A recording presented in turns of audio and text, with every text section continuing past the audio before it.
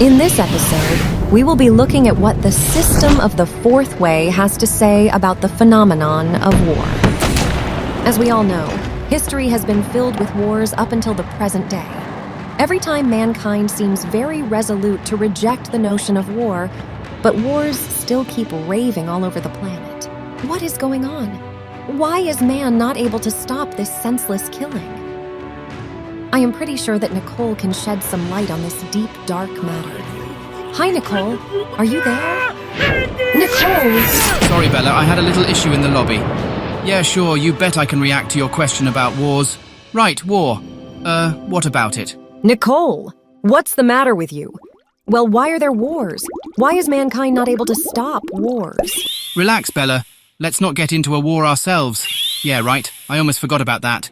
Well, you see, war is an event which drags millions of people into its vortex, whether they wish it or not.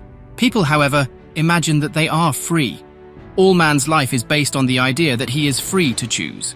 If a man could see clearly that he is mechanical, that is, that he is not free, he could not endure the realization.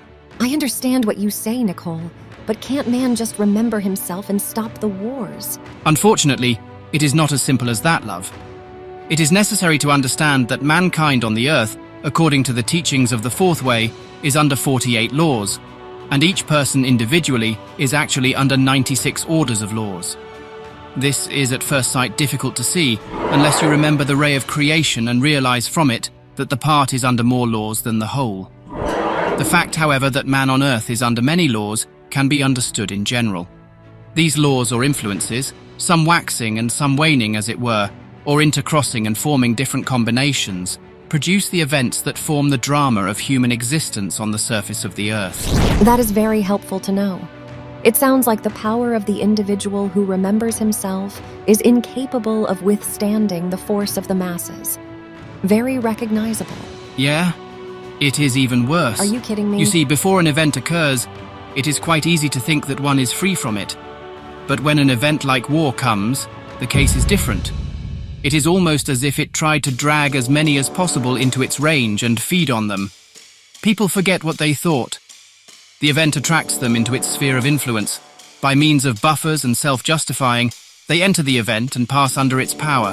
That really makes you think again about the quality of the decisiveness of one's resolutions. Don't you think, Nicoll? Most certainly. A man may decide he will never fight again in any war. He is sure he will not. But when the drums begin to beat, when the horrors and madness of war start, and he sees them or reads about them, he forgets all his resolutions.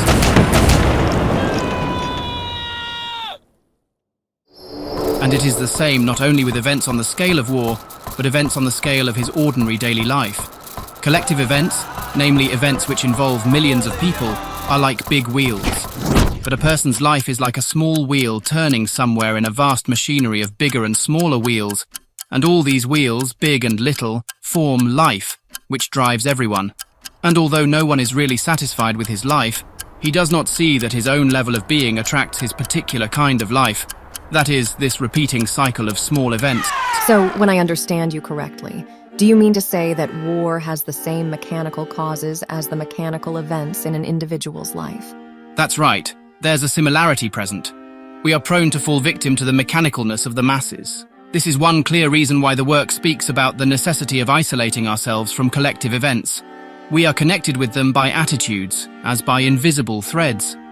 To isolate oneself from collective events, it is necessary to change attitudes in oneself. It is through beginning to have a right attitude to the work that mechanically formed attitudes can be seen and altered, or even alter themselves. But what is the connection between these laws man is under and the influences of the ray of creation? Can you tell us, in conclusion, just a little more about that? No problem. War in this system is said to be caused by extraterrestrial influences, not by people. But it adds that these influences create war on sleeping humanity only because man is so deeply asleep. That's why these influences act on him in this particular way. These influences create the hypnotism of life that is at the core of mechanical events like wars. That's why the work stresses man to remember himself and not to adapt to life, but to adapt to this system. To adapt to life means to adapt to events like war and to go to sleep regarding the real causes of war. Thanks, Nicoll, for bringing some light to this deep, dark topic. In short, if we think about why wars are possible, we better look into our own lives and start being honest about the little wars we tolerate every single day.